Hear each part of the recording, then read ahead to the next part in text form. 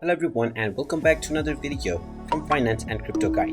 In this video, I'm going to show you how to log into your Cash App account using your email address. So let's get started right away. First of all, open up the Cash App application from your device, and once it is opened up, you will be asked to use your phone number or your email address to log in.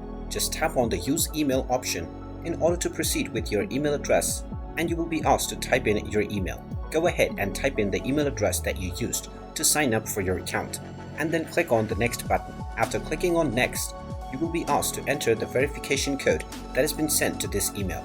So just check your inbox and you will find this verification code that you can enter within the next screen.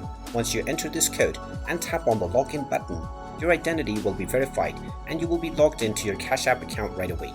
And there you have it. That is how easy it is to log into your Cash App application account using your email address.